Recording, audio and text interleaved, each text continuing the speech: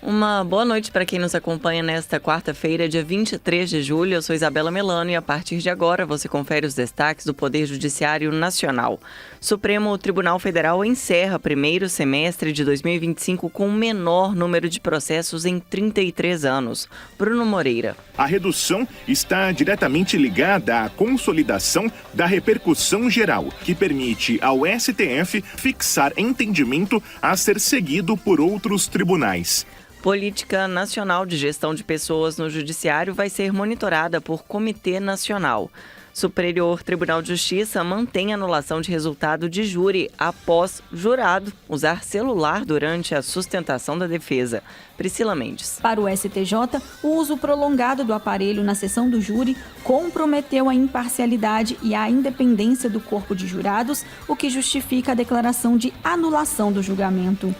E ainda, Supremo Tribunal Federal valida perda extrajudicial de bens em caso de não pagamento de dívidas. Agora são 6 horas e 14 minutos e o Radar da Justiça está no ar. Rádio TJ Minas, Radar da Justiça.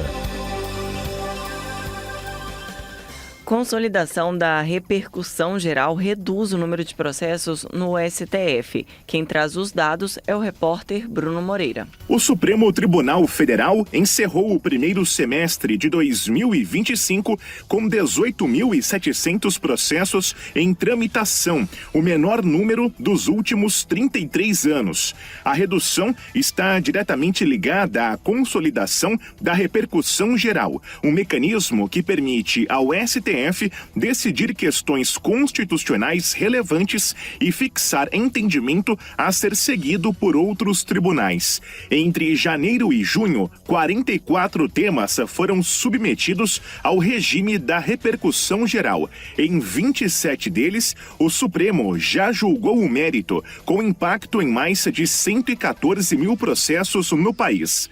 Um dos destaques foi o caso que definiu critérios para a responsabilização de plataformas digitais por publicações feitas por usuários. Com o avanço dessa sistemática, o número de recursos extraordinários em tramitação caiu para cerca de 9.300. Pela primeira vez, menos do que os processos de competência originária da Corte, como mandados de segurança e habeas corpus. Atualmente, 136 temas com repercussão geral aguardam julgamento. Da agência Rádio Web, Bruno Moreira.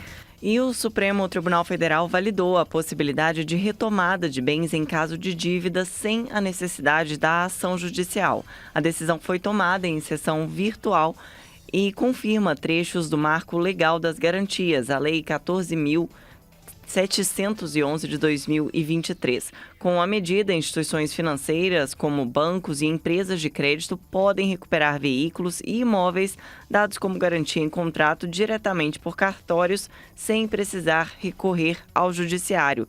Isso desde que o devedor seja devidamente notificado e tenha a chance de quitar a dívida ou apresentar defesa.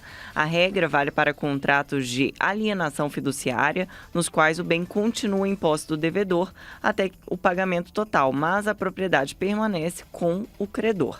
Caso a dívida não seja paga, o bem pode ser retomado. O relator, ministro Dias Toffoli, afirmou que os cartórios são agentes imparciais e os procedimentos garantem o direito de defesa. Ele também proibiu qualquer ato de perseguição ou constrangimento ao devedor e determinou que apenas dados públicos podem ser usados para localizar esses bens. A decisão teve maioria no plenário, com votos favoráveis dos ministros Cristiano Zanin, Alexandre de Moraes, André Mendonça, Edson Fachin, Gilmar Mendes, Luiz Fux, Nunes Marques e também Luiz Roberto Barroso.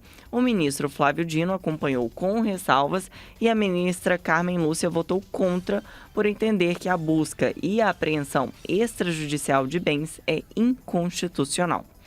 E o uso do celular por jurado durante sustentação da defesa anula o resultado do júri. Confira agora com a repórter Priscila Mendes. A quinta turma do Superior Tribunal de Justiça manteve a anulação de um julgamento do Tribunal do Júri pelo fato de um dos integrantes do Conselho de Sentença ter usado o celular durante a sustentação oral da defesa. Para o STJ, o uso prolongado do aparelho na sessão do júri comprometeu a imparcialidade e a independência do corpo de jurados, o que justifica a declaração de anulação do julgamento. Acusado de homicídio, o réu foi condenado na sessão plenária do júri a 14 anos e 3 meses de reclusão. Contudo, o Tribunal de Justiça de Minas Gerais reconheceu a quebra da incomunicabilidade dos jurados durante a tréplica da defesa e determinou a realização de novo julgamento perante o Conselho de Sentença. Para o relator do recurso, ministro Messode Azulay Neto, o jurado utilizou o aparelho em momento significativo quando as partes buscavam convencer os integrantes do júri sobre os argumentos. No recurso ao STJ, o Ministério Público de Minas Gerais alegou que não houve comprovação de violação da incomunicabilidade e que não foi demonstrado nenhum prejuízo para o réu em razão do suposto uso de celular pelo jurado.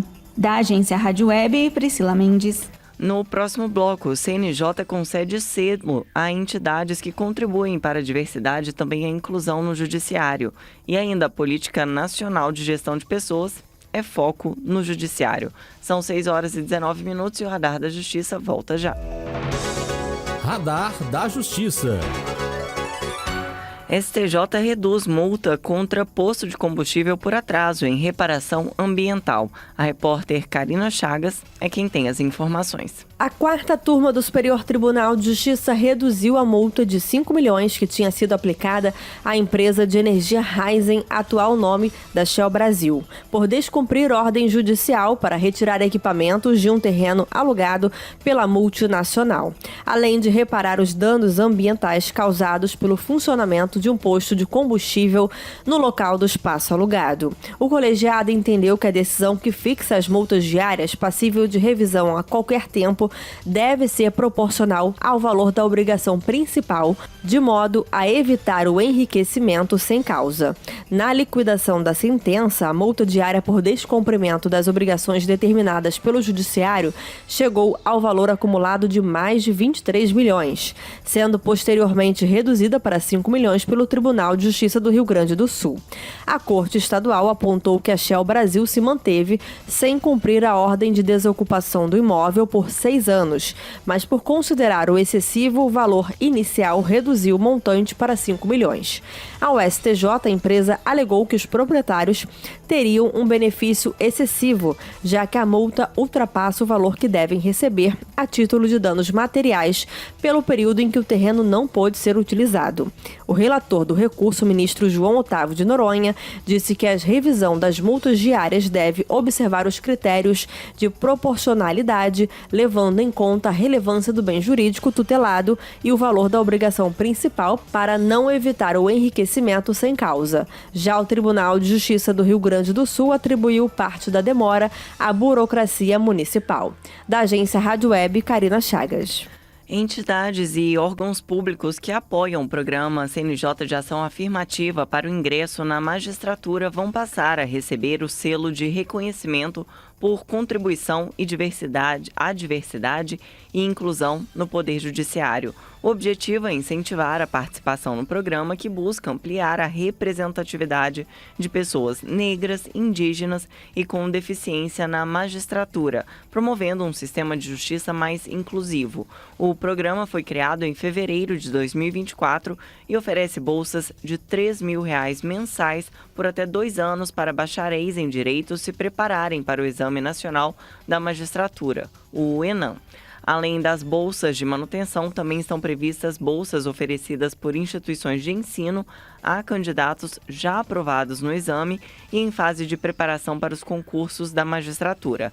A regulamentação do selo foi assinada pelo presidente do Supremo Tribunal Federal e do Conselho Nacional de Justiça, ministro Luiz Roberto Barroso. Segundo a Portaria 189 de 2025, o selo vai ter validade de 4 anos e vai poder ser usado em materiais de divulgação comunicação digital e impressos, além de eventos institucionais. A iniciativa considera resoluções do CNJ que garantem a reserva de 20% das vagas para pessoas negras e 3% para indígenas em concurso público do Judiciário, além de diretrizes de acessibilidade para pessoas com deficiência. O selo também está alinhado ao Pacto Nacional do Judiciário pela Equidade Racial, lançado pelo CNJ em 2022.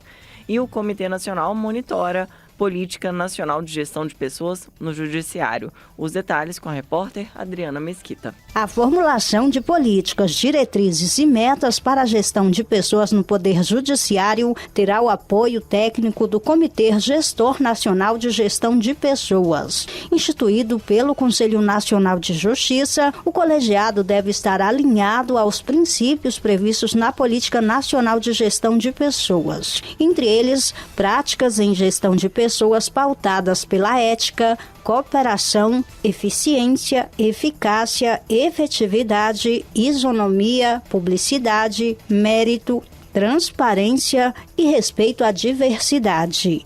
A política busca o aprimoramento da capacidade de atuação dos órgãos do Poder Judiciário a partir do desenvolvimento profissional dos servidores e de competências e favorecimento à cooperação. Cabe ao Comitê Nacional acompanhar ainda a implementação das políticas de gestão de pessoas nos tribunais, assim como incentivar a adoção de práticas inovadoras na área. Da agência Rádio Web, Adriana Mesquita. 6 horas e 26 minutos. A seguir, você confere um giro pelos tribunais do Brasil. Radar da Justiça. Vamos agora aos destaques dos tribunais brasileiros. Seção Judiciária do Tocantins registra mais de 260 pedidos durante itinerância no Jalapão. Destaque de Cid Marcos. O projeto Juizado Especial Federal Itinerante nos municípios de Mateiros e de São Félix do Tocantins, na região do Jalapão, encerrou mais uma fase. Nela, a Justiça Federal do Tocantins registrou 268 pedidos de benefícios previdenciários e assistenciais, tanto por meio de atermação quanto por peticionamento eletrônico. Entre os benefícios mais solicitados estiveram o auxílio por incapacidade temporária, com 80 pedidos, e o salário maternidade, com 69 pedidos.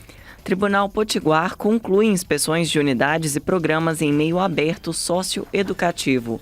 Mércia Lívia. O Tribunal de Justiça do Rio Grande do Norte realizou, dentro do primeiro semestre de 2025, 100% das inspeções previstas no Estado no âmbito do Cadastro Nacional de Inspeção de Unidades e Programas Socioeducativos, na modalidade meio aberto.